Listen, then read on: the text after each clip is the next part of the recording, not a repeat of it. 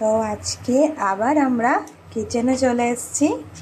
তো আজকে আবার অ্যাজ ইউজুয়াল আমার একটু ইটালিয়ান খেতে ইচ্ছা করছে, সেই কারণে এখানে একটু টমেটো পেস্ট করে রেখেছি আর এখানে পাস্তা মশলাটা দিয়ে দিলাম।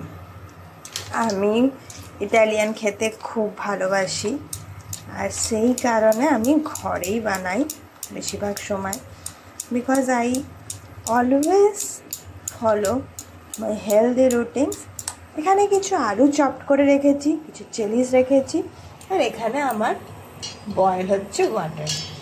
এই ওয়াটারে আমি এখন দিয়ে দেবো আমার আলুগুলো, আরও আলু কিছু দিয়ে দেবো। এবার আমি এখানে চিলিসগুলো দিয়ে দেবো। একটা বয়েল চিলিসের যে ফ্লেভার আসে সেটা আমি আমার ইটালিয়ান পাস্তাতে দিতে চাই। এবার এইগুলো ভালো করে আমি বয়েল করে নিচ্ছি। ফ্লেমটাকে একটু লো করে আমি পাস্তাটাকে অ্যাড করে দিচ্ছি। এই পাস্তাটা আমি সবসময় ইউজ করি, সুজি পাস্তা ন্যাচারাল। এটাকে আমি এখানে অ্যাড করে দিই। এবার এটা কিছুক্ষণ বয়েল করব, পুরোপুরি সেদ্ধ করব না, হালকা একটু বাইট রাখার চেষ্টা করব। তো এটা একটু ফুটে গেছে, তো আমি এটাকে একটু ঢাকা দিয়ে দেবো। ঢাকা দিলে কিছুক্ষণ পরে দেখবো খুব ভালো সেদ্ধ হয়ে গেছে। আমি যে ইটালিয়ান পাস্তাটা বানাবো তার জন্য অয়েল একটু গরম করে নিচ্ছি, একটু গার্লিক দিয়ে দিচ্ছি। গার্লিকটা ভালো করে একটু সতে করে নেব। এবার আমি যে আমার চিলিটা দিয়েছিলাম সেটা এখানে লাগিয়ে দেবো। গার্লিকটা হালকা করে একটু সতে দেবো, একটু সাবধান গায়ে ছিটবে। এটাতেই আমি পাস্তাটা বয়েল করেছিলাম, তো আমি দেখাচ্ছি আমার পাস্তাটা কত সুন্দর বয়েল হয়ে গেছে। আমি জাস্ট একটু ঢাকা দিয়ে রেখেছিলাম, তাতেই কি সুন্দর বয়েল হয়ে গেছে পাস্তাটা। এবার আমি এই পিউরিটা আরেকবার একটু ভালো করে ঘুরিয়ে নিয়ে আমি এখানে এটাকে অ্যাড করব।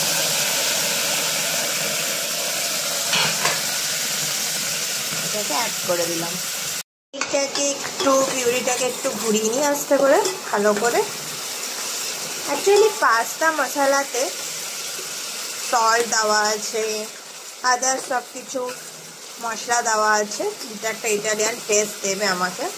তো সেই কারণে আমি আলাদা করে এখানে সল্ট বা কিছু অ্যাড করব না। পাস্তা মশলাই সেই আমাকে সব জিনিস দিয়ে দেবে। এবার এইটার একটু কালারটা আস্তে আস্তে চেঞ্জ হচ্ছে। আমি ফ্লেমটাকে একটু কমিয়ে দিচ্ছি। কমিয়ে দিলে আমি আস্তে করে এখানে ধোঁয়াটা একটু চলে যাবে, মানে কালারটা আপনাদের আমি দেখাতে পারবো। এবার আমি আমার boiled pasta, chilli and potatoes যেটা আমি বয়েল করেছিলাম সেটাকে এখানে ভালো করে মিক্স করে নেব।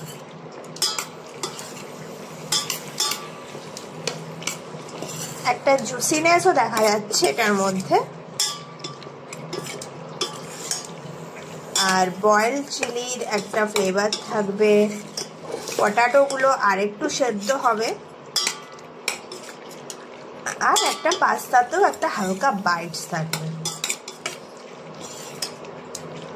আমি ফ্লেমটাকে একদম কমিয়ে দিয়েছি। এবার জাস্ট আমি এগুলোকে মিক্স করছি, আর কিচ্ছু করছি না, জাস্ট মিক্স করছি ভালো করে। পাস্তাটাকে আমার যে সসটা আমি বানিয়েছিলাম টমেটো পিউরি অ্যান্ড পাস্তা মশলা দিয়ে, সেটার সাথে ভালো করে এটাকে মিক্স করে দিয়েছি।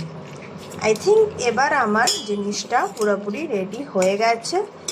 এবার পটাটোগুলো যেগুলো আছে সেগুলো যদি কেউ একটু বাইট না আছে, একটু পুরোপুরি সেদ্ধ খেতে চায়, তার জন্য এটাকে একটু পরে খেলে, একটু ঢাকা দিয়ে রেখে পরে খেলে এটা করা যাবে। তো মাই pasta is this and it's very juicy.